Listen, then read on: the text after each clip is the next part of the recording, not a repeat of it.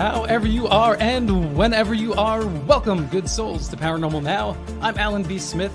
Join us as we traverse the cosmic highway of paranormal portals and tantalizing turnoffs. Thank you for joining us on the return in 2022. It's been a little over a 3-month hiatus, and I'm honored to be back with two great guests tonight. We have David Halperin and Mick West, and we will be talking about the more doubtful perspective on all things ufology, alien abduction, and what have you. A skeptical roundtable discussion, if you will, regarding the UFO phenomena. Tonight, it's okay to doubt. One thing I bring up, and I have brought up in the past, is that sometimes we have an open mind, and that open mind takes us to a new place, and it's very exciting.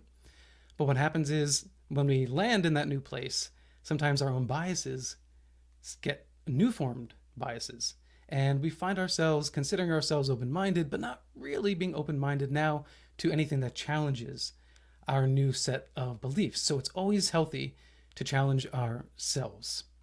Tonight, we're going to experiment with the Skype call-in line. So that Skype call-in line will be open in the last 30 minutes of the show. The link is in the description, the show description down below. Click on the link, call in the last 30 minutes. If you call before then, I will not be picking up your call.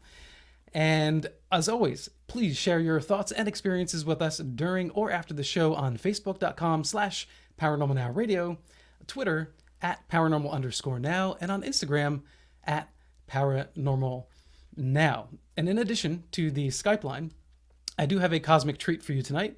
In the second hour, I will present with you a ufological question. And the first person to message correctly in the YouTube comments section will win a free bag of bespoke roasted coffee beans from our sponsor, Alien Coffee Beans. So they bring kindness and coffee, and with that, they also bring a 20% discount code for Paranormal Now. So if you go to their website, the discount for 25% is Mystery20. All one word, Mystery20 in caps. All right, my guests are Mick West, author of Escaping the Rabbit Hole, and David Halperin, author of Intimate Alien. What is it that makes up our belief in the seemingly unexplainable, and how might we explain paranormal events and eyewitness accounts without an extraterrestrial or a highly exotic explanation? David Halperin was a professor of religious studies, his specialty, religious traditions of heavenly ascent. From 1976 through 2000, David taught Jewish history in the Religious Studies Department at the University of North Carolina, Chapel Hill. You can find out information about David at davidhalperin.net. And Mick West is a writer and a debunker. He used to be a video game programmer. His focus is on investigating and explaining conspiracy theories such as chemtrails, 9/11 controlled demolition, and false flags. He also covers more esoteric topics such as UFOs, pseudoscience, flat earth, one of my favorites, and photo analysis and quackery. You can find out more about Mick West at mickwest.com. Mick, David, welcome to Paranormal Now. Well, thank you so much for having me. Yeah, thank you so much for coming on. So, before we get started, let's do a little round table question, and we'll start with Mick. Mick, why did you get interested in challenging the beliefs of those who otherwise consider them serious students of ufology? I think it's just something I've just arrived at over time. When I was young, I enjoyed reading a magazine called The Unexplained, which is a British kind of periodical that came out for a couple of years, I think, in the UK. And it was a magazine my brother got, and he was, I think, more into it than I was. And back then, I liked trying to explain things to him. Mm-hmm. And as I grew older, I had a big interest in science fiction, and that translated to an interest in science. And I became very interested in simply reading popular science books and Scientific America and New Scientist in the UK.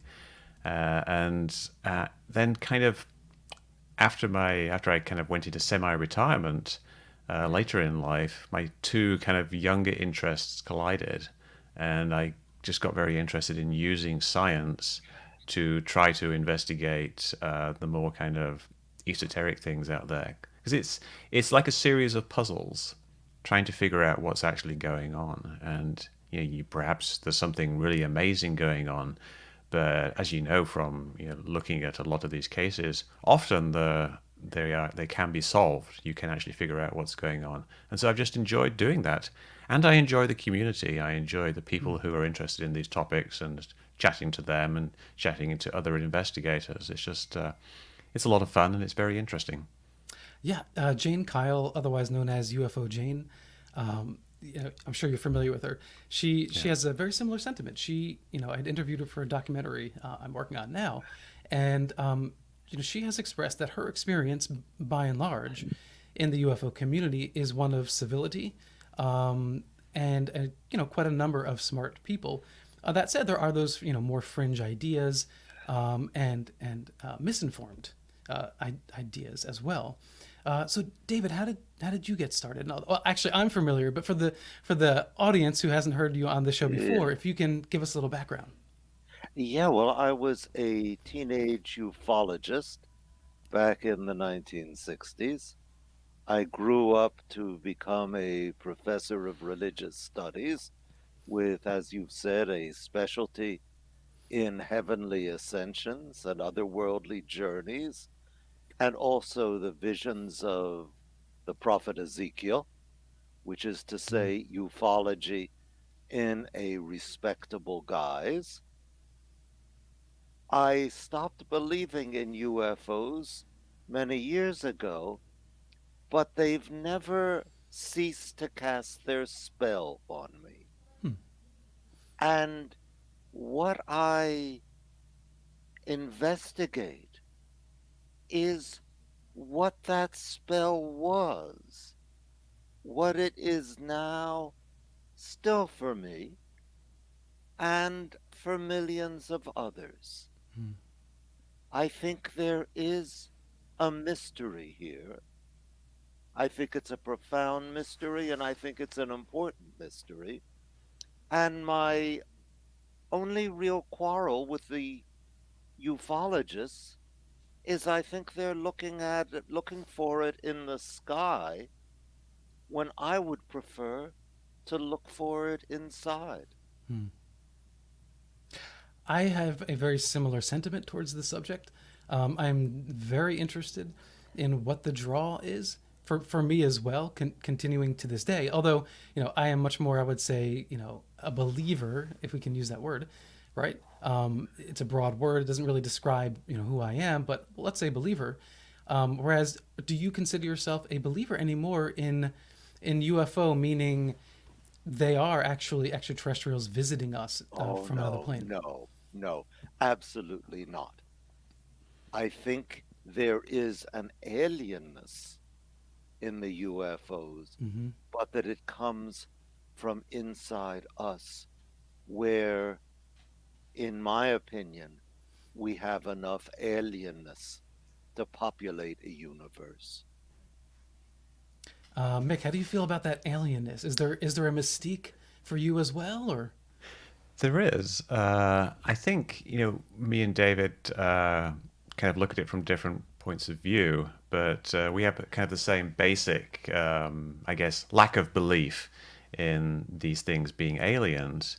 But David's looking at it more from what is the psychological and the spiritual underpinnings of the beliefs. But a lot of what I look at is the actual physical manifestations of what people see and why they actually see certain things like optical illusions, things that are a bit more kind of boring and down to earth. But I still think it's a very important part of the component. But I think layered on top of that, you have got what David is talking about, which is kind of the collective subconscious, for want of a better word, where we have similar mental archetypes and we have similar ways of thinking that have arrived at through society and just through biology that can actually prompt certain types of interpretations of the things that we see. And of course, David talks a lot about this in his fascinating book. And I think that's, a big part of the equation. And I think people who are, believers and experiencers might want to like kind of look into that side of things and perhaps think, is it purely a question of like, why are these aliens talking to me, or is there something more to it than that? Are there actually physical reasons for the things you see in the sky, and are there other reasons for the things you are feeling inside? And what are you feeling inside? What do I feel inside? Mm-hmm. That's a complicated question, really. Yeah. I feel like I'm alive. I feel like I'm having fun in the universe, and I feel like the universe is a big mystery, but also has a lot of things that can be revealed to you. Like we know a lot of things about the universe, and there are a lot of things that we don't know about the universe. And it's a wonderful place to be, and I'm having a great time. And I enjoy solving puzzles, and I enjoy talking to people. So I guess that's what I feel. All right. I think that in the community there are, a number, I would say, of cantankerous people, and and they're angry at people for believing in some of these subjects or Yeah. particular cases. And why don't you come at it like that? Why aren't you lambasting people? And Well, I think people's beliefs are quite understandable. And why would I get angry at somebody for having a belief that is understandable? Like if someone has had an experience or feels like they've had an experience, it's not for me to like get angry at them for not being, critical or scientific enough to dismiss that experience. It's perfectly a normal human thing to do, to have beliefs that are based upon your own personal experience that perhaps contradict known science. Religion, of course, is full of such things. People being visited by angels, or talking to God, or just having some kind of religious feeling or spiritual feeling that isn't explainable by science. That's just part of being human.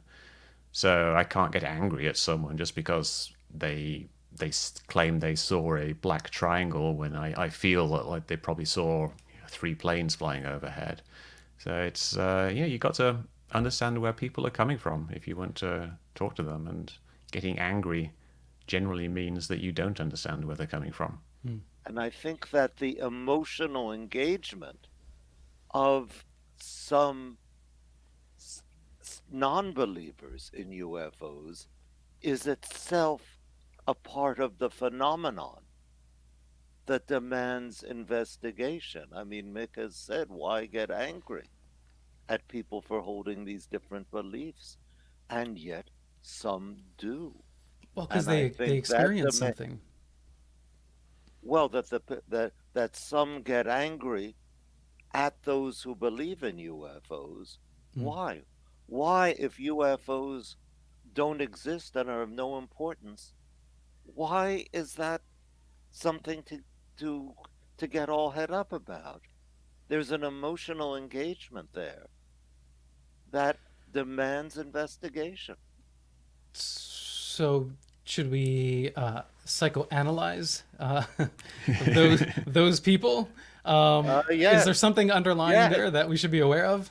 yes, I think so. Look, one of the things that has inspired my approach is a paper that was given by two psychoanalysts. I assume they're both deceased now, at the 1969 American Association for the Advancement of Science symposium on UFOs, Hmm. in which they suggested rather tentatively that what is underlying the emotional engagement with UFOs is the question of death and immortality.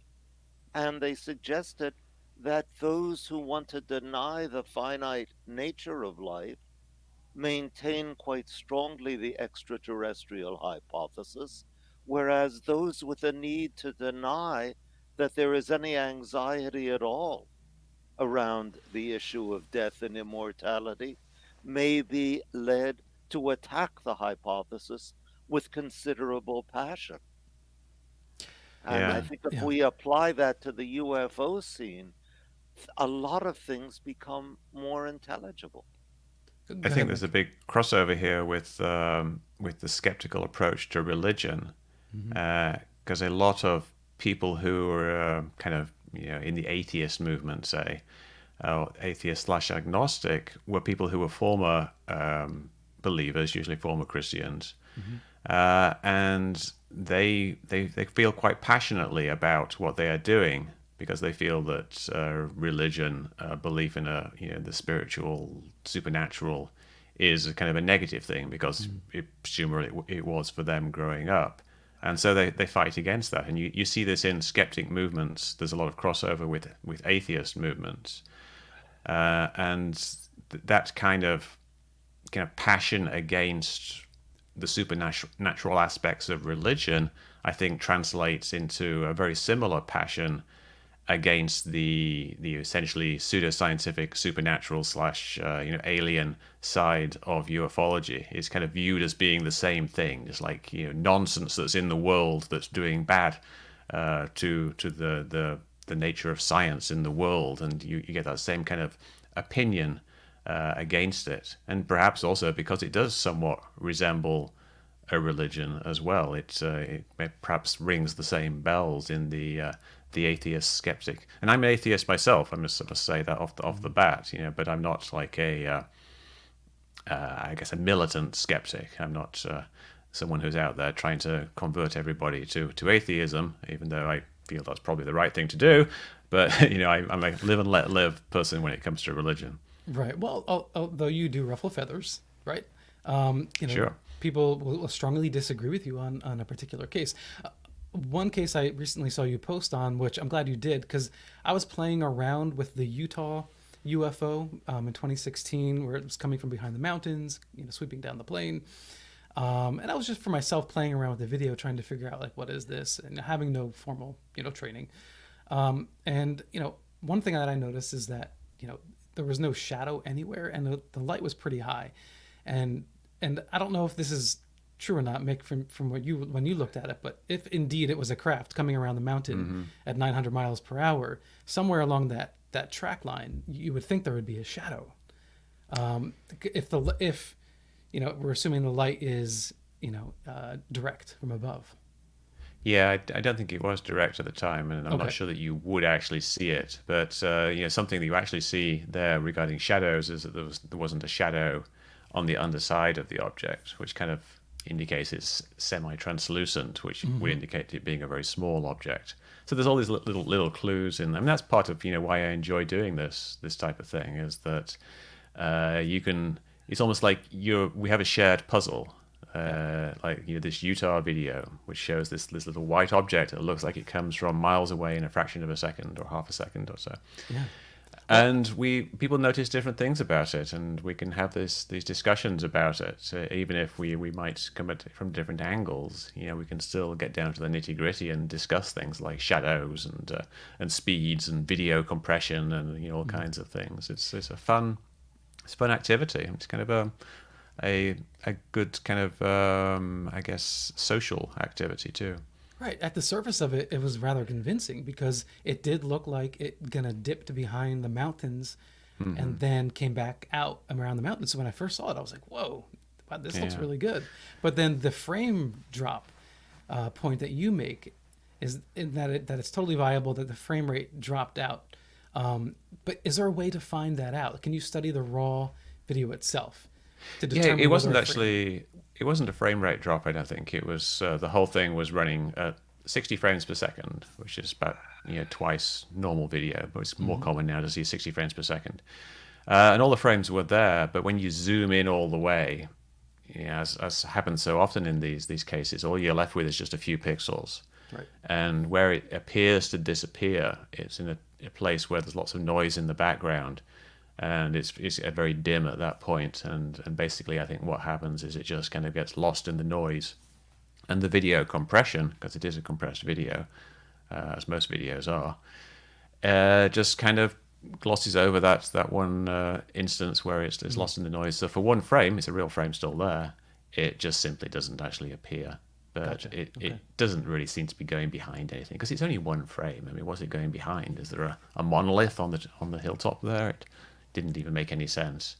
Okay. And of Interesting. course, all the other things that you analyze within the video kind of indicate that it's not. And it kind of leads to the things we'll probably talk about later as well. If there was this 60-foot craft moving at 6 times the speed of sound and capable of being captured on video, why did nobody see it? Right, and why were there no, was there no wind? There was no, Sonic boom. even if we could imagine that it was some kind of warp, drive of some sort. If it was a warp drive, do we know, would that affect the environment around it? Would bushes sway? Would Yeah, dust be that's kicked up? I mean, a good point. People talk about all these different warp drives. There's the Alcubierre drive, which is a favorite of people hypothesizing about what drives UFOs. But even at the most optimistic levels of low energy usage for the Alcubierre drive, it's still going to basically squish everything around it in such a way that is equivalent to moving through it. So it's either got to push all the air out of the way or gather all the air on its front surface and let it go when it gets to the end. So it's it doesn't actually make any sense to say that it's doing a warp drive. Warp drives don't work within atmospheres. But this is all getting a bit technical, but no, but that's important. it's fun. It's fun Yeah. to discuss these things, and it's like a science that is kind of like on the verge of science fiction. The Alcubierre drive isn't something that exists, and there's nothing like it that exists. There's a thing in the news a few weeks ago saying scientists had accidentally created a warp bubble, but it turns out they hadn't. So it's we're not even on the stage of being able to do any real artificial warping of space and time. Sure, but I'd have to admit it's interesting if NASA, does hire one person to look into the M drive, for instance. I mean, that's pretty cool, right? I mean, doesn't that kind of get you a little excited about possibility? Sure, but it's hiring tens of thousands of people to look into rockets and spending that much money on other things. Like, if something comes along and it looks promising, sure, let's do the experiment. This drive, the reactionless drive, electromagnetic field within a closed box, seems to create very slight force, which you would be able to use to travel to the stars, which would have been great. So if there's a chance of it working, why not? Why not go and try it out and see if there's anything to it? Turns out there probably wasn't, but it was quite exciting whilst it lasted. It's like buying a lottery ticket. Now you're probably not going to win it, but it's really exciting buying that lottery ticket and then just fantasizing about what might happen. I think that's what NASA was doing. It's their little lottery ticket. They're like, let's put a few dollars on this EM drive and see what happens. Well, according to a recent article I was reading, tardigrades may have that lottery ticket to the nearest planet. So, yes, I'm not sure what they'll do when they get there. Yeah, right. A burn up in the atmosphere, unfortunately. So, begs a whole other ethical question. But David, of the technology that you see now, what gets you excited? Of the technology? I think. Oh, I'm sorry. Go ahead, David. Yeah. I think I will have to defer to Mick. I don't explore the technological aspect of this hardly at all. I'm interested in the psychological aspect. All right. So if we explain ourselves, I would label myself a part-time atheist and spiritual agnostic. Because I don't really know where I fall. It just wavers and changes upon the day. I think most conservatively, you could probably call that an atheist with agnostic tendencies. David, are you a religious person, or do you have a spiritual investment? I would say I am a religious man who has very great difficulty believing in any God. And there is a certain tension in that, and I think perhaps that's part of the tension that we have being human beings. I do pray. I have great doubts as to whether there is anything that hears the prayer Hmm. other than myself, but then that is something positive in and of itself. Right. So you can have a belief in something while simultaneously not knowing if it's real. Or not believing and yet knowing that who I am calls upon me to believe. Okay. All right. Yeah, I can swing with that. Mick, did you come to your place because of any sort of negative experience, or was it a totally intellectual evolution? No, I don't think it was really negative at all. I grew up a Catholic, but my mother was Catholic and my father was just simply not religious. He didn't go to church. And it was never really impressed on me with any great force that I should be, a Catholic. I just was. It was just the way I grew up. And I think when I came to be around 15 years old, I think I've just been having doubts about, whether God existed for a while. Possibly because I've been reading so many science books and things like that, and I wasn't seeing the evidence for God, and I didn't really have a strong spiritual tradition. Religion was kind of almost like a mechanical thing for me. I'd go to church, I would go to confession, and we'd sing songs at school, and then I just basically kind of one day decided, not well decided, but just kind of realized that I didn't believe in God. So there was nothing really negative about it. I didn't resent my parents, my mother, for telling me about it any more than when I didn't believe in Santa. I mean, I don't want to put things at the same level, but as a child, when you realize that Santa isn't real, it's just like, I think for most children, they don't get terribly upset unless you reveal it to them at an early age. And it was a similar thing to me. Obviously, religion is vastly different to that, but for me, that realization had the same kind of effect in a way. I just simply, before I was believing it, and then after I wasn't, and I got on with my life. All right, we'll come back on the other side of this break with some cases from Mick and David. We'll ask them to highlight a couple of classic cases that they've shown interest in, and we'll find out if they can convince you to not be a believer. This is Alan B. Smith for Paranormal Now on the Paranormal Pop channel, and this show, later tonight, will for the first time be syndicated on KUNXDB network. I'm really excited. That will air at 2 a.m. tonight, so if you missed this, you can tune in then. I will see you on the flip side.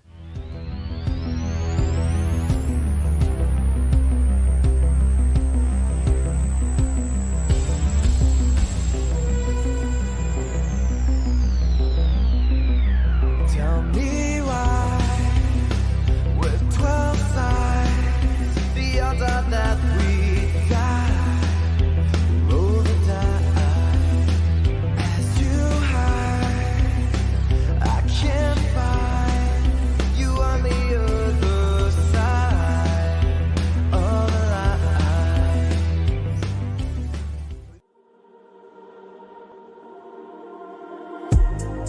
This coffee is delicious. Is that a UFO? I'm actually seeing a UFO.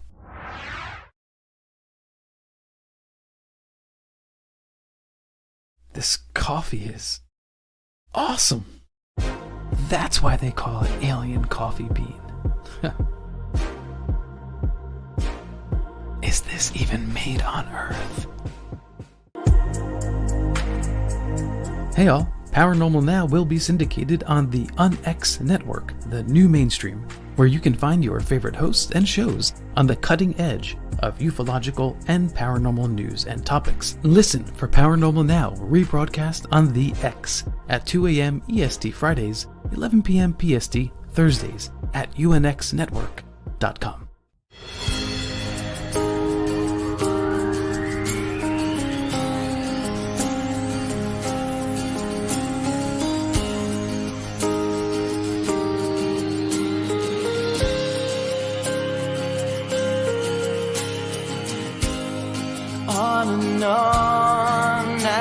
again. The signs keep on coming, they point to the end, but I hold on so tight.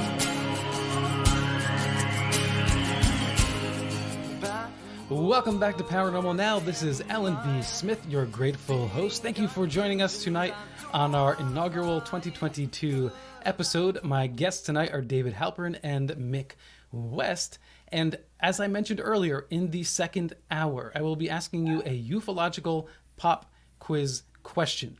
The first person to answer that question in the YouTube comments section will get a free bag of bespoke roasted coffee beans by Alien Coffee Bean, the sponsor of this program, and the coffee that I'm drinking right now, most addictively as usual. So be on standby and get ready to answer that ufological question in the second hour. And of course, we'll open up the Skype line for you to call in and ask David and Mick your questions. But before we do that, we actually have a question for both of you in the chat I want to pose to you. It's in line with what we've been speaking of so far, and this is from Rodrigo. Alan, what do the guests think of the concept of being an agnostic atheist? People who say they don't believe but don't actually know. I think David's the expert, so perhaps you could go first. I'm not sure what the question is exactly. That I mean, one of my favorite bumper stickers is militant agnostic. I don't know, and you don't either. Okay? So I would assume that someone who calls himself or herself an agnostic atheist is someone who says, look, I can't really get my mind around the idea of God. There isn't the evidence. All the evidence, if anything, is on the contrary direction. And yet I have to acknowledge at the same time that I really don't know. Yeah. And I think, if you look up the Wikipedia articles on atheism, you'll see there's actually a bunch of different types of atheism. And the simplest division is into strong atheist and weak atheist. Where a strong atheist is someone who says there is no God. We know there is no God. And a weak atheist is someone who basically says, I don't have a belief in God. And but then there becomes a confusion there. Is there a crossover between a weak atheist and an agnostic? And then you probably get strong agnostics and weak agnostics. And then there's going to be different varieties of all these different things. And it devolves into a kind of a philosophical game of definitions and epistemology and linguistics. You just got to say what you believe and what you think might be possible. I don't believe in God. I think it's possible that there might be a God. I think it's very unlikely. I don't think there's any good evidence of God. And so, make of that what you will. Am I an atheist? Am I a weak atheist? Or am I an agnostic? I mean, it ends up just arguing over words. Right. So let's get down to some cases. Mick, if you could pick one case right now that would exemplify, that the UFO phenomena is a misunderstanding, a misinterpretation, and that could be an alien abduction case. Whatever you think sort of best represents your take on this. There's so many cases, and I think one interesting thing about ufology is that the classic cases generally seem to be these old cases, and there haven't been any kind of very good contemporary cases that remind us of these old cases. I would say Stephenville UFO is a pretty interesting case. I'm not familiar with that one. Which one was that? In 2008, the Stephenville UFO encounter. It lasted more than a day, but I mean, there were rather large craft descriptions of seeing a large craft over a ranch, seeing the bottom of it, details that looked kind of like a grid. I mean, so the eyewitness accounts were really quite fascinating. In fact, I'm not entirely familiar with that one, but it reminds me of a case where a blimp was moving from one location to another at night, and it only had like the standard navigation lights, but you would have been able to see the LED screen, which is switched off as some kind of grid. And I'm not trying to say that's the explanation of this particular case, but it certainly reminds me of that. But the case I was going to talk about was one of the older ones, which I've always found kind of fascinating, which is the Falcon Lake incident in Canada from in the 60s, 67, 68, which was actually the year I was born. So it's a myth or a story that was born the same year as me. And this, it's the guy, Stephen Michalak,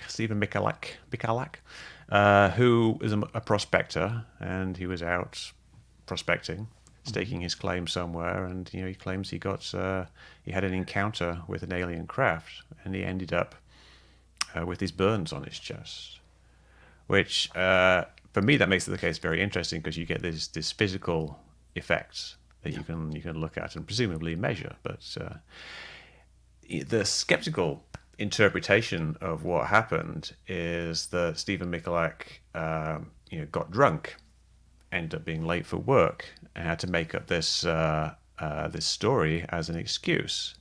And the thing about the story is that there's very little that's actually in it in terms of evidence to say that that is not the case. And yet we get a lot of people who believe Mr. Michalak, that he actually had this encounter. And if you've probably seen, he had a pattern on his chest that he claimed was from hot air coming through a grid. And it almost looked like a grid on his chest. Yes, it was. It was a grid of little squares. The policeman who first talked to him said a couple of things. One, that he was actually drunk, appeared drunk, and the other was that the pattern on his chest appeared to be cigarette burns. So it seems like we have a dubious witness. It's essentially just one witness. There's other evidence that he was drunk, which was that a barman at the hotel said he served him several strong cocktails in that evening, and he must have been drunk because of the amount that he drank. But as I'm saying these things, I can kind of feel the UFO community getting angry at me and saying, Mick, why are you denigrating the memory of this guy who obviously had something happen to him? And I think this kind of illustrates kind of an issue within ufology. Now, the Falcon Lake incident is known as Canada's most famous UFO encounter. I think they just did a stamp or a coin or something to commemorate it. And it's one of those things. Yes. No, go ahead, Mick. Oh, sorry. I think it's one of those things that has kind of become like a mythology that is accepted as part of UFO history, that this thing actually happened. But if you look at the actual evidence that we have, the grid on his chest couldn't have come from gases being shot out of a grid unless he was actually within an inch of the grid, because the turbulence of the mixing of the gases would be such that it would be very evenly spread, and you wouldn't get these dark patterns. Sure, it'd be more nebulous kind of a. Yeah, you wouldn't get anything at all. It's like if you blow through two straws that are next to each other, they don't produce just two streams. The streams mix up very, very rapidly. It's something that from my experience in studying contrails, you understand that the atmosphere is very, very turbulent, and you can't really. I've studied the way flames blow across things, and there's no way you could actually get a pattern of hot air in narrow beams with gaps in between at any distance other than about 2 inches, if that. And even then, I think you probably wouldn't, because the hot air would also then blow out sideways. What he kind of describes is if there's lots of very, very small blowtorches, all in this array, but it's physically impossible, basically, for what he described to actually happen, unless it wasn't actually gas, it was actually some kind of radiation beam, which I would imagine would become the actual explanation. Couldn't he have misunderstood what happened to him, and he could. Yeah. Because I have experience working in bars when I was younger, and it would take quite a bit of drinking for someone to self-inflict a grid of cigarettes, and I've seen people do some crazy things, but I'm not sure what the resolve one needs to have to do that and to follow through on that story and maintain your story as well. Yeah. Well, people do get very drunk and they get blackout drunk, and they do silly things. And this is known. And this is kind of another thing in UFO investigations. We kind of have to weigh the known against the unknown. We have things that are known but unlikely. It's very unlikely that somebody would get really drunk and then burn a grid into his chest and then pretend that it was done by aliens. That sounds very unlikely. But it is actually more unlikely than aliens actually doing it. Because we know that people do stupid things, from time to time. So people chop their heads off with chainsaws from time to time. It's not like a very common thing, and it's not a very likely thing to happen. But people do self-inflict injury, and when people are drunk, they sometimes do very stupid things that they don't remember. So even though it's something that seems very unlikely, and it is very unlikely, and quite possibly out of character for him, we know that these things happen. And so if we are to investigate the possibility of something extraordinary having happened, if we're saying like it might have been aliens coming down and burning a pattern in his chest and leaving bits of radioactive molten metal around, then we also have to investigate other extraordinary possibilities and try to think about which one is the more extraordinary of those two things. We've heard this before in multiple cases, that molten lava or metal, dripping down from the sky. UFO or not, that in and itself is an extraordinarily bizarre occurrence, and to me it has almost that sort of biblical ring to it. And I wonder, David, like, is that something you've looked into? I mean, how do you take away those physical experiences from your perspective? Well, my sense is that there are fairly well documented cases of physiological effects of a UFO encounter. The one that comes to my mind is the warts around Barney Hill's groin, which had to be surgically removed. And these were caused, according to Barney Hill, according to his hypnotically evoked recollections, by some sort of a suction cup being placed around his groin while he was aboard the UFO. Now, I don't think he was ever aboard the UFO. I think the image of the suction cup around his groin reflects the dread of castration of a black man who is involved with a white woman. I mean, Barney was black, Betty was white, and yet the warts that were created by that hallucinatory experience that were evoked by it were something real. And I think we may find ourselves moving into the domain of questions like the stigmata, which must say that I have not investigated, but I have the sense that it is a real phenomenon of people experiencing a recapitulation of the wounds of Christ. So I would wonder whether a third option, not extraterrestrial craft and not fraud, might be applicable to this Michalak case, that he underwent a hallucinatory experience which evoked a physiological response in him according to what he imagined would be the effect of an actual encounter. Okay, so if we look at each case, if we were to break it down, what one's belief system is, religious or otherwise, can we find a differentiation in experience based on one's belief system? And, are there atheists out there not experiencing this? Because my understanding is that there are atheists that have seen, UFOs that seem quite exotic. and they don't have that, spiritual or religious archetype to draw on, unless they just picked it up in the media or elsewhere. So the question is, maybe state the question. We'll see what. Can we are these experiences overlaid by one's religious influences?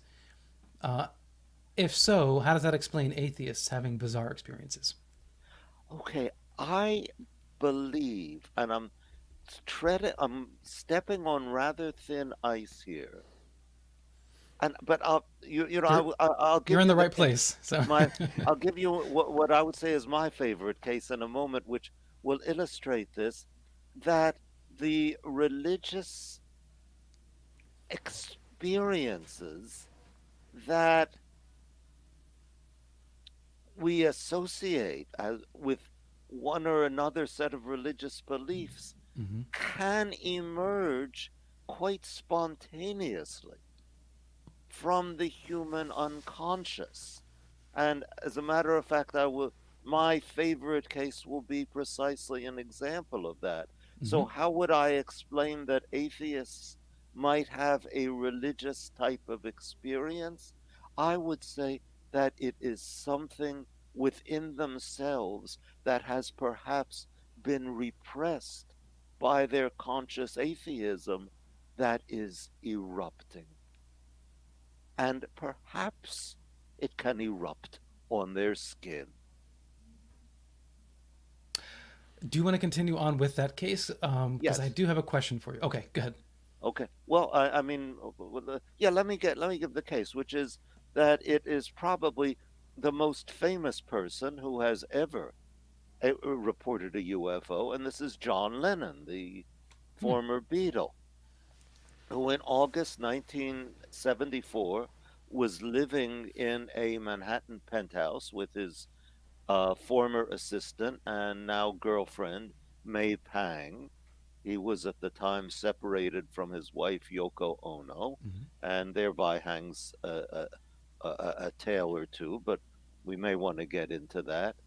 And it's a hot, the evening of a hot, humid August day. The that it's finally gotten cool enough to open the the doors to the terrace. John is hanging around the apartment naked, as he habitually does. May has just come out of the shower and is toweling herself off when John calls out, May, come out here.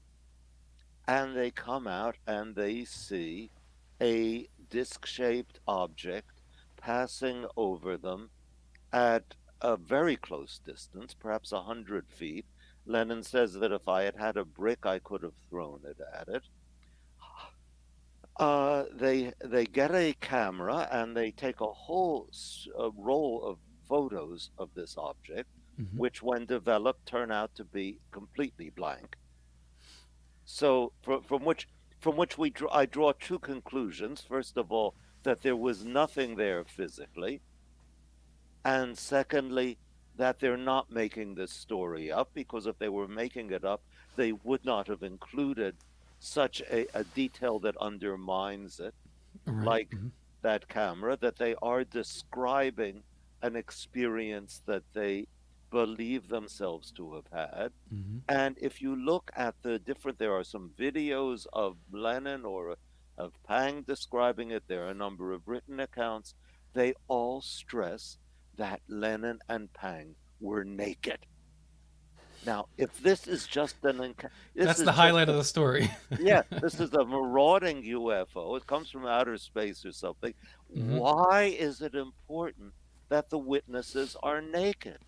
And I will answer the question with the question, when was the last time a naked human couple was confronted with a numinous presence? And the answer, of course, is at the Garden of Eden, when the Lord appears to Adam and Eve walking in the garden in the cool of the day, and Adam hides himself because, as he says, I was ashamed, I was naked. Now, what I am seeing here is that spontaneously these two highly secular people are experiencing a resurgence of an archetypal religious experience. 3 years earlier, Lennon had sung what is probably his most famous post Beatles song, Imagine, in which we are to imagine that the sky is, there's no heaven above us only sky, or as we might say, a disenchantment of the sky. Well, now the enchanted sky takes its revenge. Aha, you thought you imagined you could disenchant me. I will appear to you not in human form as I appeared to Adam and Eve in that myth, Mm-hmm. and that's the first time I think we've used the word myth, but in the form of a mandala, which will tip all of your viewers off that I have been heavily influenced by Jungian psychology. Right. But that also begs the question of your own belief system, right? Because it seems to me, system, I shouldn't, it's a broad word. It seems to me that you are on that edge of some sort of potential supernatural machination, sort of built within the human itself. Yeah, but then is it then supernatural? It's extraordinary, it's mysterious, but it's still human. We are very mysterious animals. Well, the there's a great podcast that I love to listen to now. Really entertaining, called UFOT.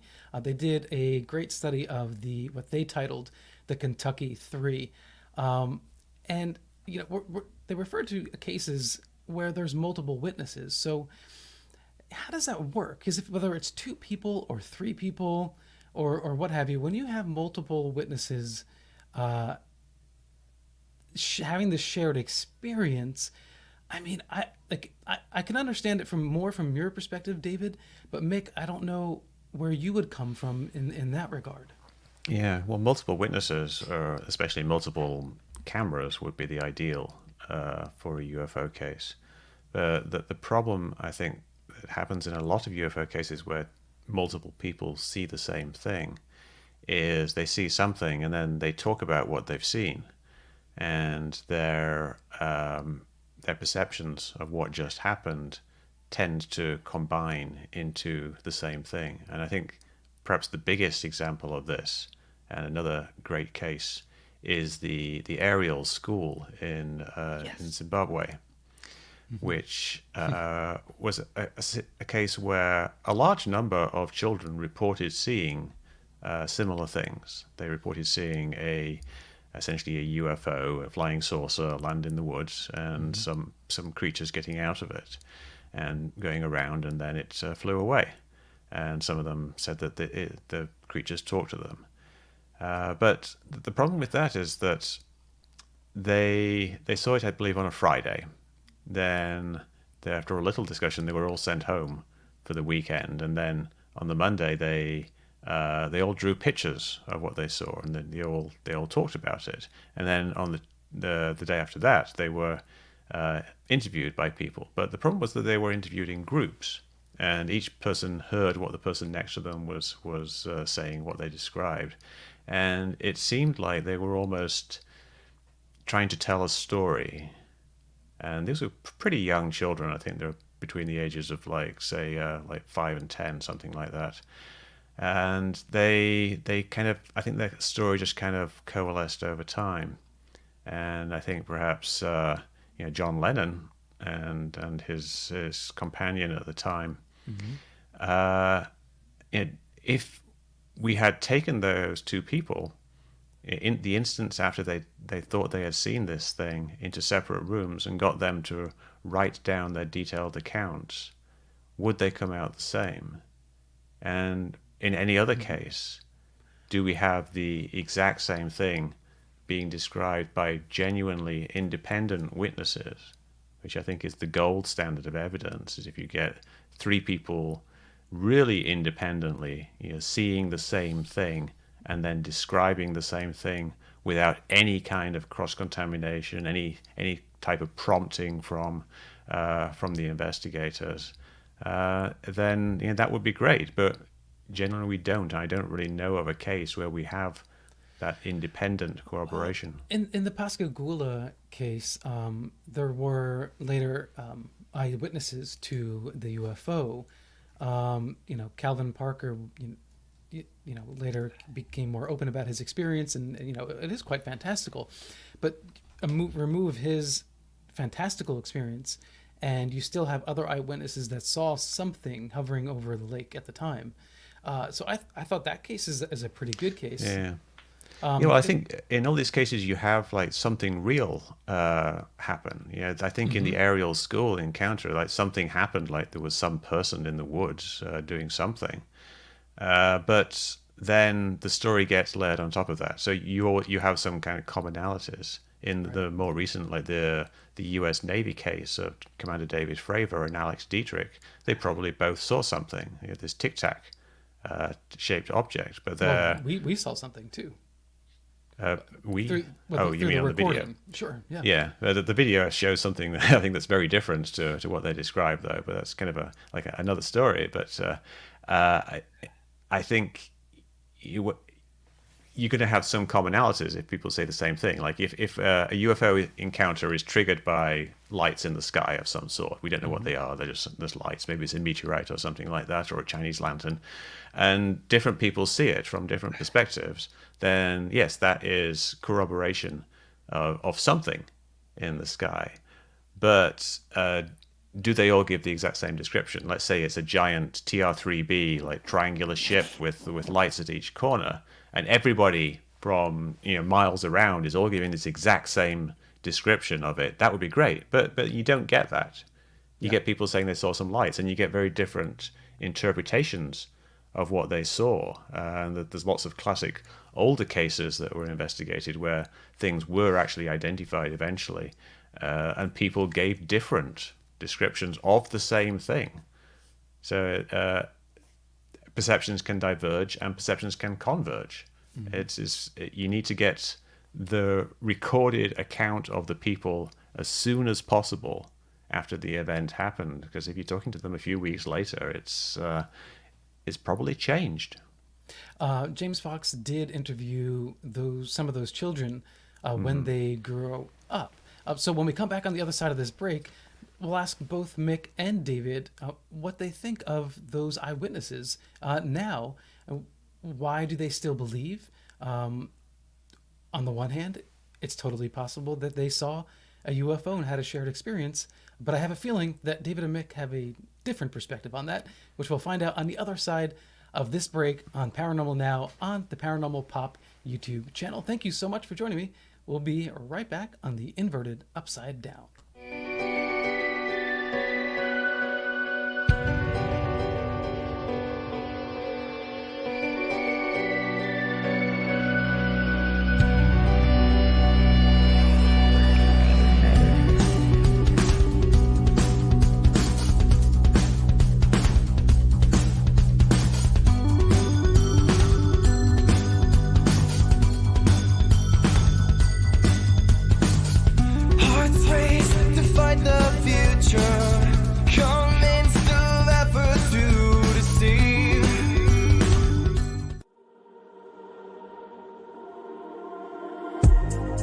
This coffee is delicious.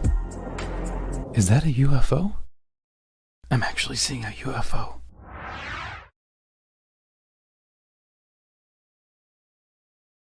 This coffee is awesome. That's why they call it alien coffee bean. Is this even made on Earth? Hey all, Paranormal Now will be syndicated on the UnX network, the new mainstream, where you can find your favorite hosts and shows on the cutting edge of ufological and paranormal news and topics. Listen for Paranormal Now, rebroadcast on the X at 2 a.m. EST Fridays, 11 p.m. PST Thursdays at unxnetwork.com.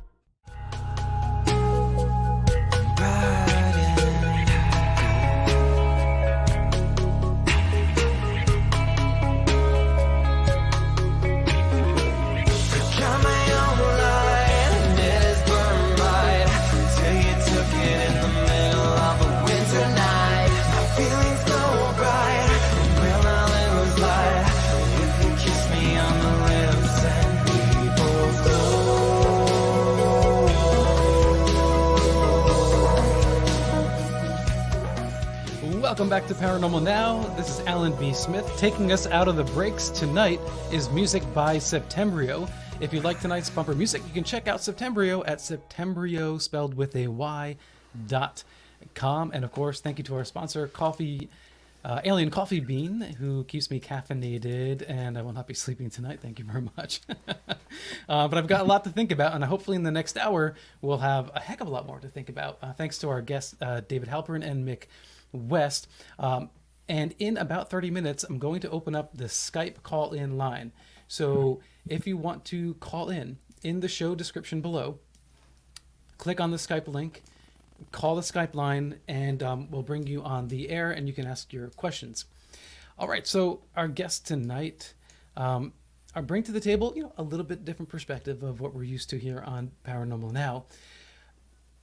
David, what do you think of the children from South Africa that were, grown up now and still believe that they had an experience?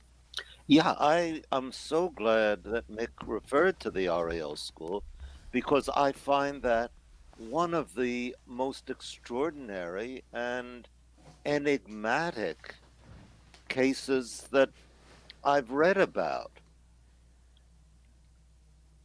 I do not think that there were aliens there, but I do not know what exactly happened. I think something very remarkable did happen.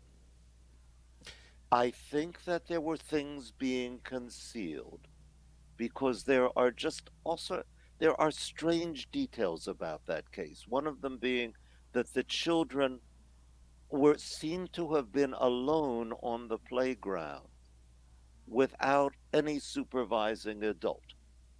The only adult at hand was a woman who ran a snack bar, but supposedly all the teachers were at a meeting.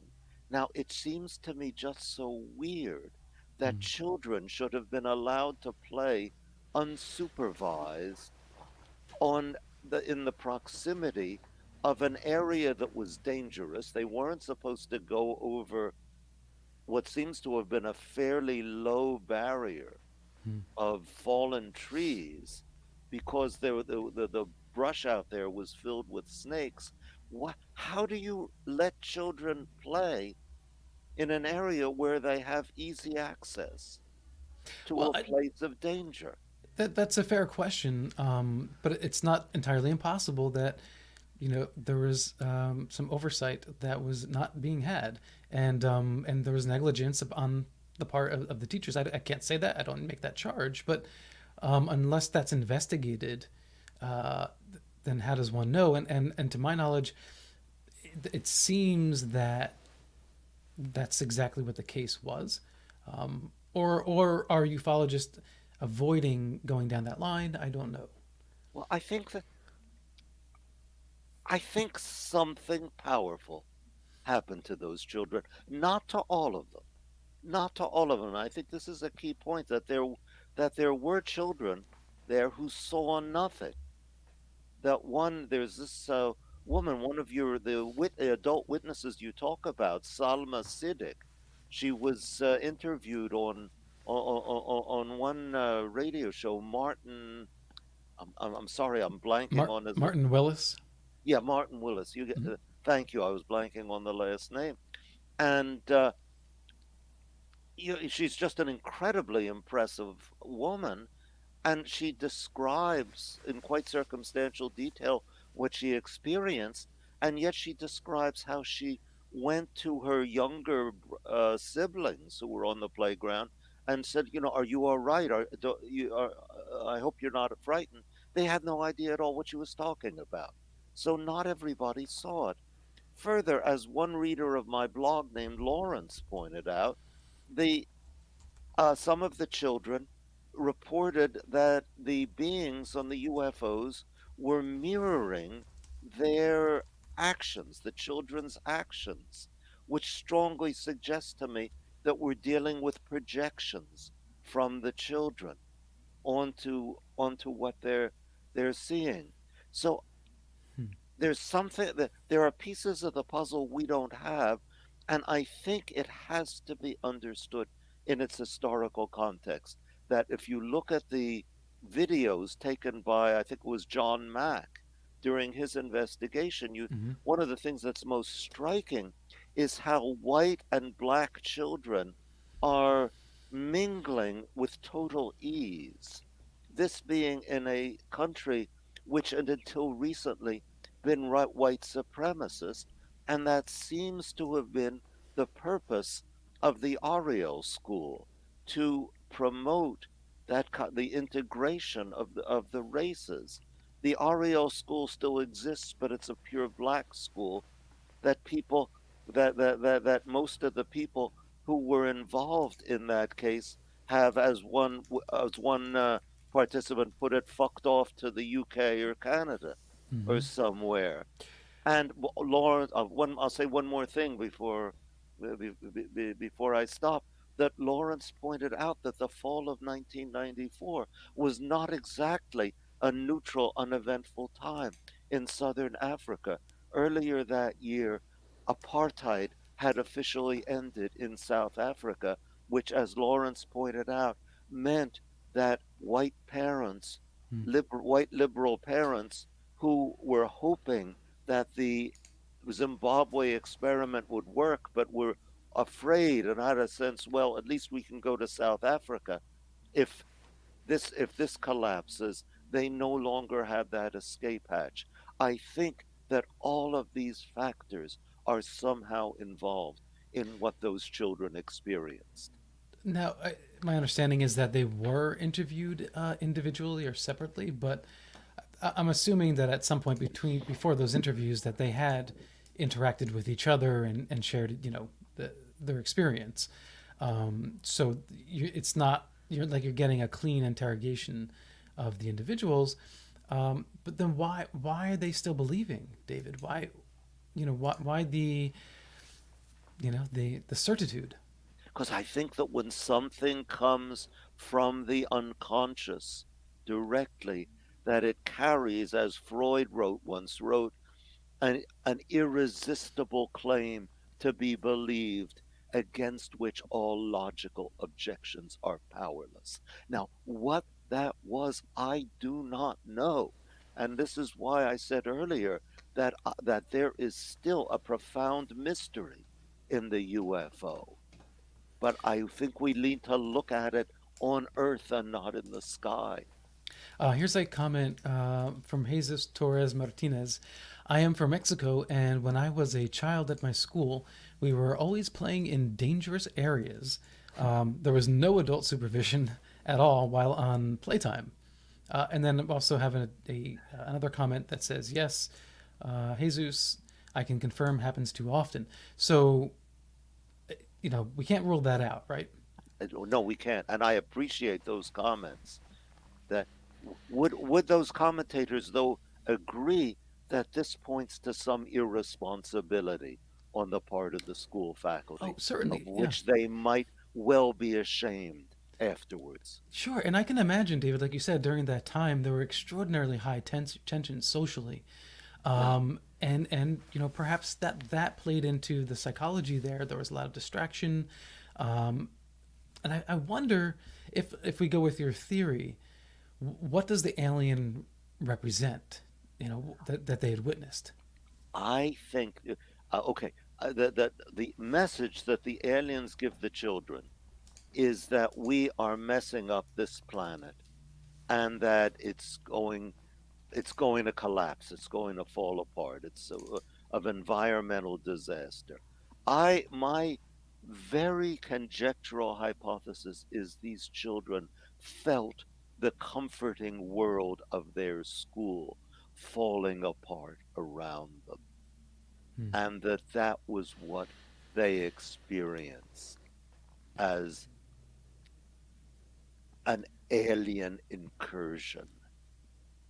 If we want to pursue this further, by the way, we might want to compare Ariel 1994 with Westall 1966, where you also have a UFO landing in a kind of wild area right off a schoolyard, and also the main witnesses are, I guess, what we would call tweens, people on the cusp of puberty that haven't got quite there yet.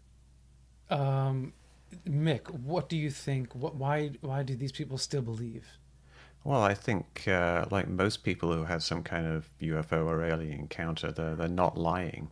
Most people don't make these things up. The case I cited earlier is probably an exception there, and perhaps not even then. Perhaps it was something that happened whilst he was blacked out.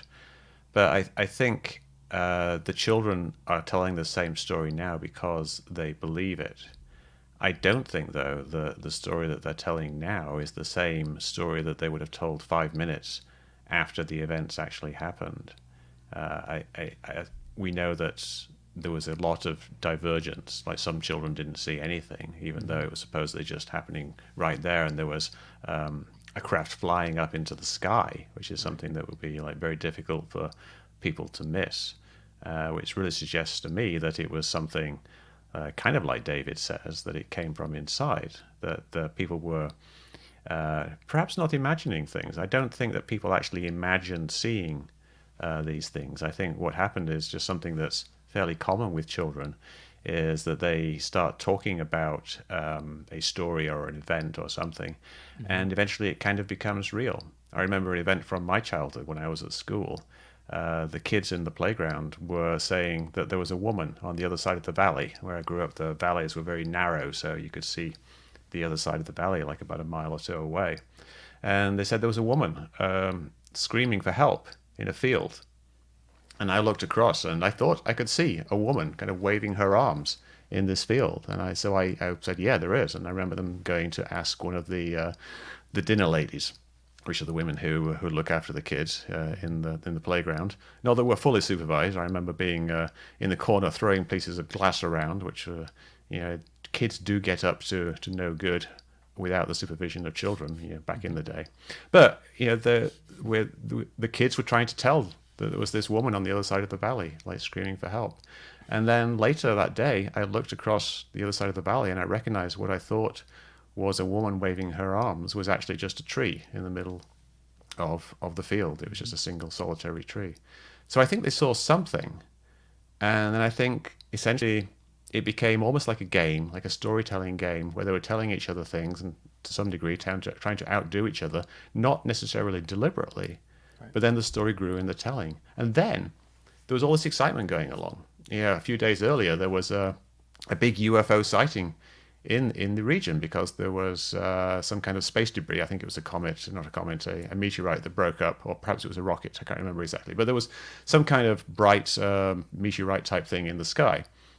And then immediately after this happened, there was an intense amount of media interest. You've got the BBC and you've got Zimbabwe TV and so the South Africa TV coming in to interview people, and then you had people like Cynthia Hind and Gunter, her assistant, coming in to ask questions. And I have Cynthia's book here, like UFOs Over Africa, and it's got a kind of a very telling little quote on the back cover. It says, let's see, her trademark is the extended and repeated interview where heretofore unretrieved and forgotten facts are often brought to the subject's conscious mind by gentle and persistent prodding, which doesn't sound to me like the way you should forensically interview children to figure out exactly what happened.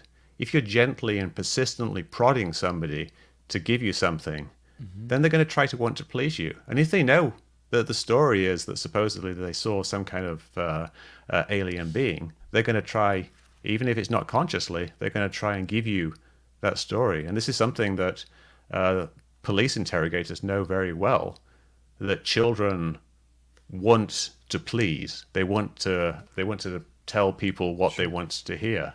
And I think over time, that simply became solidified. They couldn't stop saying these things. Perhaps they knew that it wasn't true, or perhaps, it just seemed like a real thing, because there's a blurred line between reality and stories when you're a 5, 6, 7, 8-year-old child. And I think it's just something that's stuck, and they believe it now, just like they ended up believing it back then, and it seems very real to them. I genuinely feel that's what happened. I'm not a psychologist, but I did have a very vivid imagination. I had a shared imaginary friend with a friend. We shared the same imaginary friend. We shared that same universe that we created, that friend lived in. And for us, it was utterly real. But we no longer believe that. And I wonder, how impactful is that? That one would confuse reality just to please adults. Like, don't you reach that age? Well, I think 13, it's a different thing, though. Like, back then, you weren't making up your imaginary friend to please your parents, and you didn't have the BBC coming to your house to film you talking about it. I didn't. So you had the children are under this, like, not immense pressure, but perhaps essentially pressure to conform to this worldview. People were coming in. Cynthia, no doubt, believed everybody. John Mack definitely believed people. The title of his biography is The Believer. He was someone who basically believed everything that people told him, and believed that they all had these experiences. And so you got these august people, these big important people, and these TV crews coming in, interviewing you, and asking you things, and believing you, and you end up believing it yourself. And I think this happened in this case, and it's probably happened in other similar cases too. But you believe that something did happen. What could have happened? What could have sparked this experience? I think it was probably something very, very simple. That my little example case of the woman crying across the valley was just triggered by somebody seeing a tree and thinking it was a woman. I think perhaps something a bit more complicated would have happened in the aerial school, but probably they saw a person, because that's what they reported, is that there was a man dressed in black who had kind of goggly eyes. So it could be just somebody dressing up to scare the kids. A guy puts on his welding goggles and his wetsuit and goes into the woods with a message. Apparently. Yeah, well, no. I think the message of peace and love and environmental concerns didn't arise until John Mack started interviewing the kids. It was, I think, something that was kind of a projection of his desires upon them, and he kind of hinted at them. But like I said earlier, it sounds ridiculous, the idea that somebody went in with a wetsuit and his welding goggles to scare the kids. But is that actually more ridiculous than aliens coming down and talking to the kids telepathically? Is it more ridiculous than even, say, David's explanation of some kind of societal stress manifesting itself via some kind of shared hallucination? I think that just simply something perhaps a bit silly and unusual happening, like a guy was doing some welding to the power poles that were there, running through the school. Perhaps he was making a face at the kids. He's up the pole, like fixing something, or he's doing something to a truck down the road, and he scares the kids, and the kids run off screaming, and then they start telling other kids that there's a man making a funny face, and he had these big goggly eyes, and it grows from there. I don't think that's particularly unlikely. Nick, can we go back to the experience you described with the woman crying for help? Do you have any sense of the precise mechanisms by which that interpretation became the shared interpretation? It was people pointing at this thing and telling other people that was what was happening. I didn't see the woman at first. And then people were Okay. pointing at it across the valley, and people would say, there's a woman crying for help. And I would have been around, let's see, 4, 5, 6, about 7 or 8 at the time. I understand the possibility of misinterpretation and sort of overlaying, color onto a story and it building from there. But I guess I just would have expected more later in life to come and be like, no, that was ridiculous. We were just children. And it's absurd, but we haven't really gotten that. And so that to me casts a doubt on, perhaps it's both, right? Could it not be that indeed, something truly bizarre occurred and then the story kind of, grew from there, something exotic. Yeah, but I think we don't have very good commonalities in the stories. Like the descriptions of the people actually vary quite a bit. Some people said it was fat. Some people said he had long hair. Some people said it was bald. Some people saw one. Some people saw two.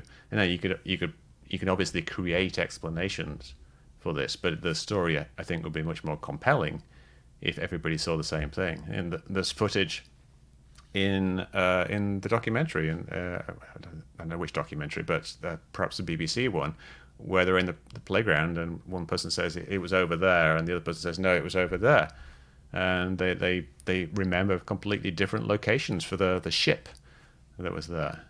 So it's kind of difficult to tie it to some kind of unique physical event of any significance, and I think it probably was just triggered by something fairly mundane, but perhaps a little bit unusual. Okay, so for all of you listening, I am going to give you the ufological pop quiz question. The first person to respond will get an Alien Coffee Bean bespoke roasted bean bag. But you have to comment in the YouTube question. So get at your keyboards and get ready. And as a friendly reminder, if you want Alien Coffee Bean coffee, there is a 20% discount code mystery20, mystery20 all caps and number 20 for the Paranormal Now special code on aliencoffeebean.com. Okay, here's the question.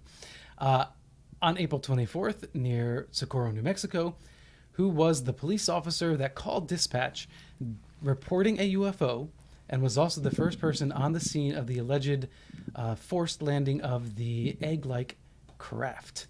Okay, have at thee. And we'll see who gets that answer first. So, David, we've talked about the Benny and Barty Hill case in the past.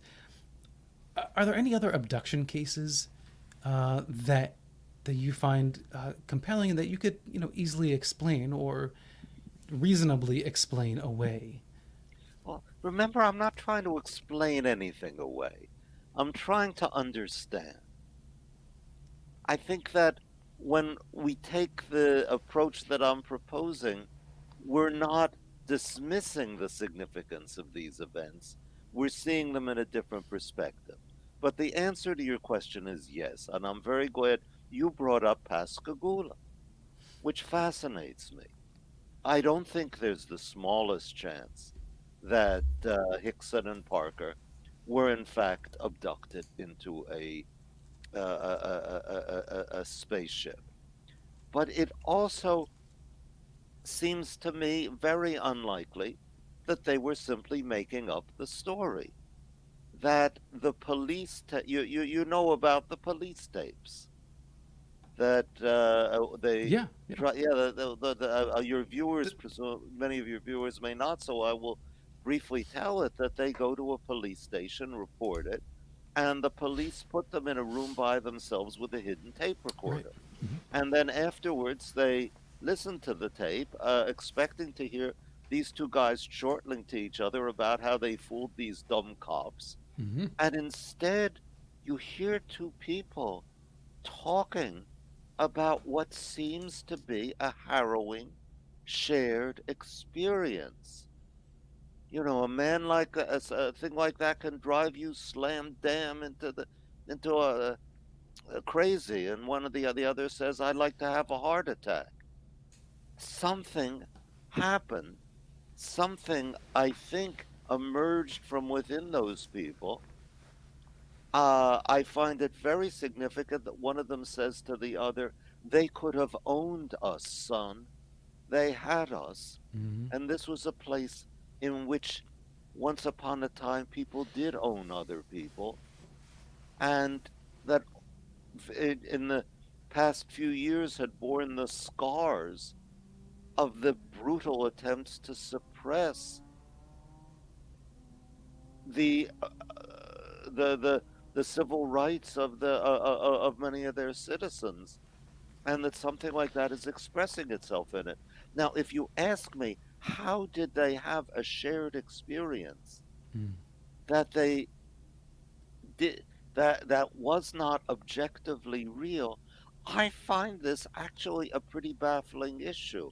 Right. And I appreciate, I mean, that's why I'm so interested in how these shared understandings come to be. I mean, Mick's story I found extremely interesting. And I'm not going to suppose mental telepathy. I think we have to try to stick, to mechanisms that we know, but I really don't understand. Well, I'm not saying yeah. that proves that it's real, but I don't understand how they came to that shared awareness. Well, this may not be the best metaphor, but let's imagine we go back in time and we have, I don't know, walkie-talkies or cell phones. And we go back in time and we find ourselves in a society that prides itself on rationalism, but they have no concept of radio waves and science like we do. They're in just the very beginning stages of science, and it's a rational mind, but they have no idea what we're talking about when we say radio waves. To them, they would think, well, this is ridiculous. Whatever magic they're talking about, how do they communicate from one place to another? That's ridiculous. There's nothing in our worldview that would support that. Are we just ignorant? Are we seeing something that's going on that is so beyond our scope of understanding? Because there does seem to be that often these cases are not your nuts and bolts case. There is a truly,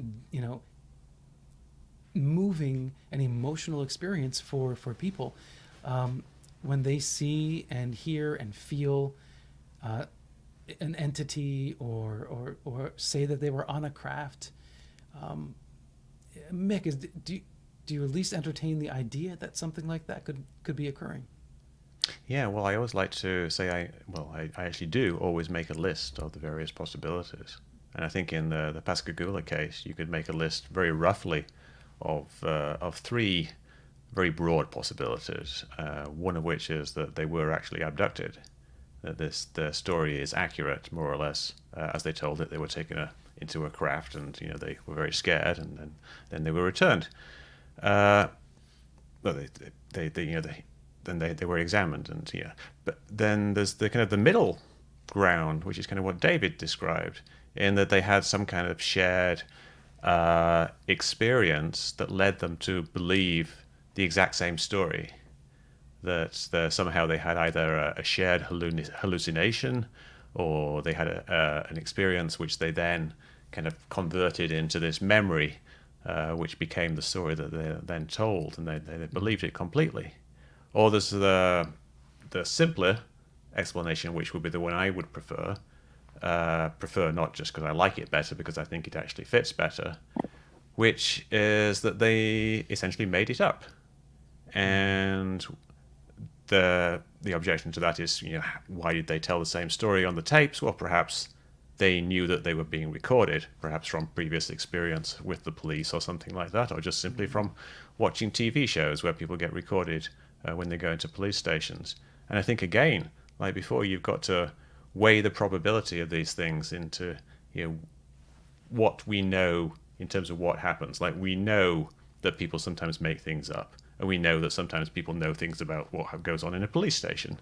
We don't know that aliens come down and abduct people. We've heard stories about it, but we haven't got any good hard evidence. Mm-hmm. And David's explanation, I don't think really is a good explanation either, because it creates so many unknowns. I think David himself just said he has no idea how they could have arrived at this thing. Whereas the simplest explanation, that they made it up and they realized they were being recorded, explains everything and isn't really that complicated. I don't know. I have to say, when you listen to their voices, it's really hard to believe, at least for me, that they're faking it. Yeah, It sounds like they've genuinely been frightened by something. right, and when you're not an actor, it becomes particularly challenging to be convincing, I think, unless they both just happen to be naturals. Which, again, sure, I mean, that could be a more simpler explanation than aliens visiting us from Earth. But there is that sincerity that I often hear in people's voices, and that keeps drawing me in. My own experience was a very simple experience, and it was a light in the sky like a star, but kind of more in the fore, and it shot across the sky, stop and dime, shot across the sky, stop and a dime, and then took off what I would describe into the upper atmosphere, like a shooting star in reverse. I can't explain that. I don't know what it is. It is literally a UFO, but it's certainly not a bird. It's, we didn't have Starlink back then, and Starlink doesn't behave like that. It's not a jet. And then, I guess, what you're more comfortable with that I struggle with is all of these cases where people see a physical object. And are they all then, Mick, just telling us a story? No, I think most people they're telling most people, I think, are telling you what they thought happened. Mm-hmm. Now, if you told me a story just now about being abducted and taken up into a UFO, that would be a lot harder for me to believe in terms of it actually happening than your story about a light dancing around in the sky. As we know, there's various things that could cause such a thing to happen. Okay. And we don't know the exact details of what you said, but if you're saying something very specific, like I was taken into a 40-foot wide oval craft and we flew around the moon and then we came back and they implanted a microchip in me, that's a very specific thing, which I think would be very unlikely. You either made it up or you imagined it. But most UFO encounters are not made up or imagined. They are things people actually saw that they think were weird or unusual, like the light that you saw. People often see lights in the sky, mm-hmm. and they interpret them as being something, when they're probably not what they're doing, what they think they are. Often they describe motions of these lights that possibly didn't happen. It could be some kind of optical illusion, or it could be just some kind of there's an effect called the autokinetic effect, where if you look at a solitary light in the sky, and you can try this yourself at night, look at a single star, and that star will appear to move around. Mm-hmm. And if you're feeling a bit sleepy, sometimes your eyes can kind of like half close, and things will move around like that. Yeah, my wife and I had a shared experience recently. We've been in the city for years, finally got out of the city. We're looking at the stars, and are looking at this thing, and it's kind of wobbling. And is it a plane? Is it going to come? But after just a long period of time, you just realize it's either our eyes or it's something in the atmosphere that's causing that effect. But I'm open to the fantastical, and yet my rational mind goes, it's not a UFO. It's not a whatever. So I guess I'd like to believe that more people are like that. That even if you're prone to wanting to believe something, that you still have that sort of rational safeguard. But I also want to say congratulations to Rodrigo Vieira for getting the right answer to my pop quiz. It was Lonnie Zamora. So Rodrigo, you can email me at paranormalnow at AOL.com and I'll get you the contact information so we can send that free alien coffee bean package to you. All right, we're going to open up the Skype line. So we'll see how this goes. The link to the Skype line is in the show description. So just click on the link, call the Paranormal Now Skype line, and you can talk to Mick, David, and myself. I do have a question from Charles Smar.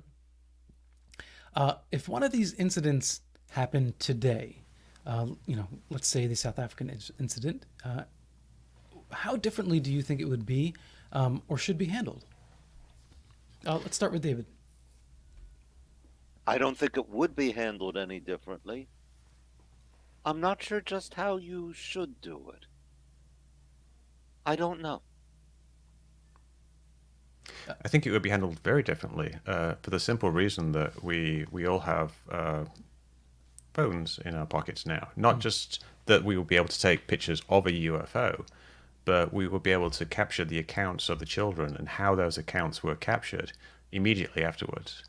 The teachers would have been able to interview the children individually and take video of them. Right now we just had kind of anecdotal accounts of the discussions that happened on that Friday, and then there was the weekend when they were at home and perhaps interacting with each other, and then coming back on Monday and drawing pictures, of which we have only a limited number of them. The entire event, even if none of the event was captured on video at the time, everything afterwards would have been able to be captured, and so we wouldn't be having these suspicions about did Cynthia Hind implant memories in people, because we would be able to see exactly how they were interviewed. So I think that's one aspect of it would make a very big difference. Yes, we would have more devices, and we'd be able to record and document in real time. But would that change the nature or the approach to dealing with an incident like that? I mean, do you think a UFO investigator or local police, or would it be any different, their general approach, not just what technology they have at hand? I think it would kind of, in a way, be forced to be, because it's not going to be just the UFO investigator who would have these devices. Quite possibly a lot of the children would have them, and certainly a lot of the adults who were there. And so they would be able to document things independently a lot better. So I think this case, the way they ask questions might not change very much, because it depends who is going to be there. Individual investigators vary a great deal, and probably more than things have changed over time. Well, and the kids themselves would have phones in all likelihood, and I suspect they would be texting to each other, recording conversations on video or what have you. So you would probably catch one child or so saying, this isn't what happened, or so and so told us, that this is, I don't know. But I think you're right. There's more room for catching any false direction. Yeah. And yeah, good. Would we It's take become somewhat advantage opaque of over that? time, I think. Would we take advantage of these options? What do you mean take advantage? That is to say that we would have the possibility of recording the kids individually, questioning them individually. Would we take advantage of that?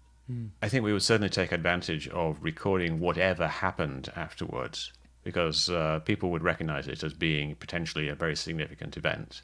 If they actually believed that something might have had happened, everyone's got a camera. Everybody would be filming everything. So you'd be getting the interviews of the kids from all kinds of different positions.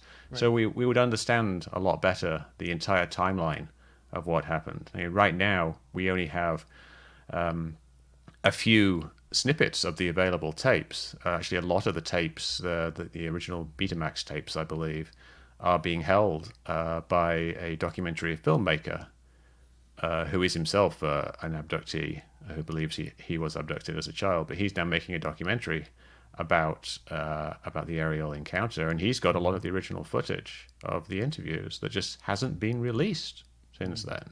So we've got this classic case in which there is evidence. There's a lot of the original drawings were not released either.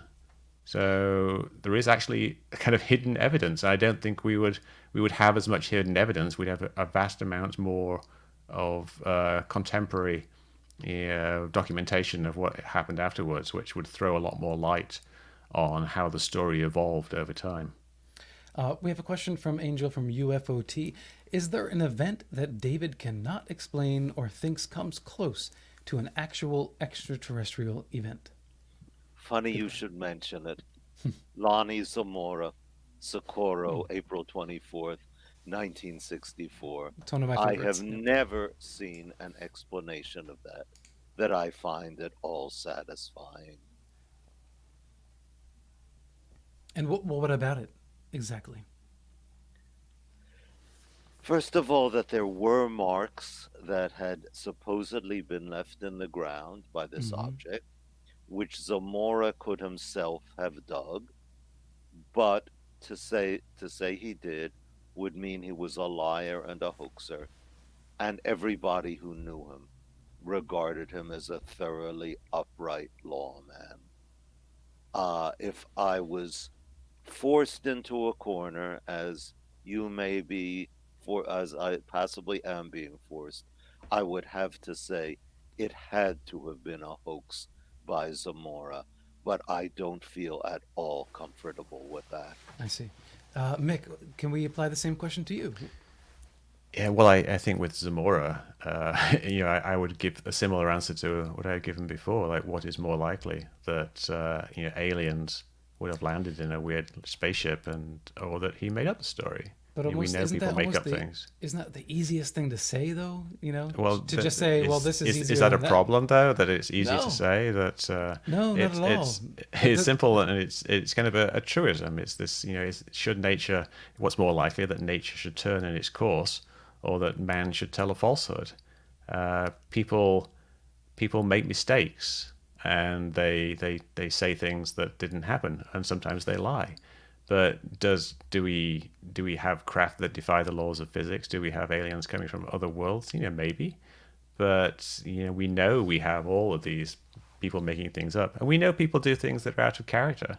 Sometimes people go and they shoot up schools or whatever, and their parents say, "I never thought he would do such a thing. He was such a nice young man." People do suddenly change their character. Yeah, I mean, People I think kill that's- themselves, and they Of course. had no previous indication that anything was wrong with them. So Right, you can't saying rule that that. just because his friend said he was a great guy and never made things up before, I mean, that's not really a very compelling reason to jump to that aliens are a more likely explanation. Sure, it doesn't sit very well with you, but it's sure. not really the more likely explanation. But once you start digging into the actual evidence, and then, that night there were, multiple witnesses that did see a craft in the air, and so there seemed to be some kind of corroboration leading up to the event. And I understand what you're saying. That is the simplest approach, and I think that's the healthy thing to always keep at the fore of your mind. Could this just be a misunderstanding? Could someone be making something up or hoaxing? But that alone doesn't mean you shouldn't look at the evidence, right? Sure, But what case it's- have you looked at where the evidence looks pretty good? That's the question. Is there not a case, or? I haven't really seen any cases where the evidence really seems to point towards UFOs, because the best cases that we have are really very much predicated upon eyewitness testimony. The case that interests me most in recent times is the David Fravor Tic Tac incident. David Fravor and Alex Dietrich, and they describe something that sounds extraordinary. I think it probably wasn't, but I'd really like to know what it actually was. And was it actually something that was moving in the way they described, or was there some kind of essentially an optical illusion from misjudging size and distance that caused this? But Zamora, it's not 1964. That's 60 years ago, and these are the best cases, and they're the best cases in part because they don't have iPhones. All these eyewitnesses who saw a craft in the sky that would have been able to take video of it. It's But they did long, film it, long-form encounter. Yeah, they did film it. What does that film actually look like, though? It looks like film from the 1960s, black and it's white. But it is interesting because when you think about all the cases that took place back then, not many were filmed for posterity's sake, and I think that's excellent. And so yes, it does make it more real, right? That okay, this isn't just someone's imagination. That something did occur here. But did he actually hoax this and dig those holes in the ground? Did he actually singe the bushes nearby? It's really pushing the limits, I think, especially then of the intent to hoax by this police officer, right? I think a lot of these cases, though, like people go out looking for evidence, and they say, yeah, look at that, there's an indentation in the ground, that's the landing gear. Like the Rendlesham Forest incident had similar like depressions in the ground, but later they had like a local policeman and like a local gamekeeper look at them, and they said they were rabbit diggings.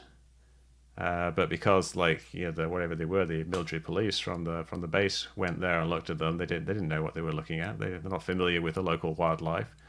And so you can misinterpret things because you're out there looking for evidence of an alien spaceship, and you see something like a burnt bush or a little hole in the ground, and you think, oh, that must be the landing gear. That must be the scars from the thrusters. When it could be something that's perfectly natural. Perhaps perhaps that area burns quite often. Perhaps someone had a campfire there. Perhaps there were coyotes digging or something like that. There are other explanations. You don't have to say this is evidence. It's evidence of something. A hole in the ground is evidence of something. But does it really match? Is it really corroborating evidence for the story? Well, I can say that having a recent first snowfall in our new home, there were tracks that I certainly could not recognize. And I was out there with my cell phone going, what is this? Texting people, what is this thing? And odd things happening, right? Like the track leading up to the tree and it just disappears. And these are really big tracks. And I'm like, what is up there? I don't know. Right. But with the case of, Rendlesham Forest, I mean, we do have an audio recording, which is quite compelling, don't you think? What was the audio recording of? Well, eyewitnesses, right, in real time saying what they're seeing. And so the description of this light and a light craft, the details of a craft. I mean, I can understand misunderstanding, impressions in the ground, but seeing. But we also have hundreds of videos. If you go on YouTube and look for UFO videos, you have videos of pretty boring lights in the sky on video, and then people getting all amazed at that. Look at that! There's an amazing craft. It's flying. Like the audio, if you didn't have the video, would actually be really compelling. But when you actually pair the actual what was actually there, the actual thing they're seeing, it's often very, very boring. Like I was looking at one today, and it was a little white line UFO like hovering over a house and moving around, and then someone pointed out it looked exactly like a piece of spider silk, and then they showed another video that looked exactly the same. But we're so people can have these reactions to something that's actually really boring. But we are comparing a hypothetical, a light in the sky and accompanied by an audio recording. Now, but if that audio recording said, I see a detailed craft, I see markings on a craft, I see a hovering craft, but all you see is a dot in the video, then of course that becomes less believable. But in this case, we have detailed description of a craft in Rendlesham. And maybe are they imagining that in real time? I don't know. I don't know what happened. It was a very, very long time ago. And, who knows what actually happened. But again, the evidence is very much eyewitnesses. Even if you've got a recording in real time, it's still, an eyewitness thinking they are seeing something. So that someone's either thinking they're seeing something or they're making it up. And I tend to believe that most sightings are not people making things up. Most sightings are people genuinely seeing things. But, you don't know. Well, my friend Heidi, they are seeing something, what is it that they're seeing? Well, my friend Heidi Hollis always says, the government trusts my eyes to give me a license to drive on the road, and so does my doctor. And if I tell them I see something strange, they suddenly don't believe me, that my eyes saw what it saw. Yeah, your eyes are working just fine. It's the brain that's the problem. Ah, okay. So there's something going on perhaps then in the brain. If that's true, Mick, then shouldn't we really be looking into that? I mean, shouldn't that be kind of the fire behind your investigation? That's David's fire, I guess. Yeah, no, it is. Two different things, I think. I think David is more about, kind of things that are projections of our subconsciousness. Whereas what I look at more is essentially misperceptions of things that are actually there, which could involve a projection of the subconsciousness. If you see a bright light in the sky, yeah, how you interpret it is going to be different based on who you are and what your subconscious actually is.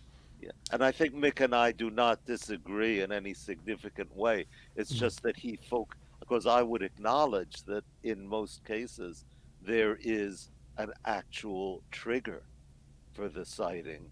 But it's that, Mick, if I understand correctly, you focus on the trigger, I focus on what the mind does with it. To a degree, I think perhaps I feel that you go a little far into veering into the mysticism and the Jungian archetype and the Jungian subconsciousness, the shared subconsciousness. I think perhaps goes a little bit beyond science. Oh yeah, probably. And I try to stay a little bit more about what is known psychology and known optical illusions and things like that. Right, but isn't that the point? Investigating the unknown. Sure, but when we're investigating what actually happened. We're looking at events and we're trying to figure out what actually happened. And if you have to invent an entire new science of psychology to explain what happened, then perhaps you're trying a little bit too hard. True, but you could also, scientists do this as well. They hypothesize something with little evidence, but a little bit, but not enough to say. Yeah. Obviously, that's why it's a hypothesis, and they could look at the world around them and try to explain it away based on that. But they're going, no, let me check this avenue out. So let's see if this works.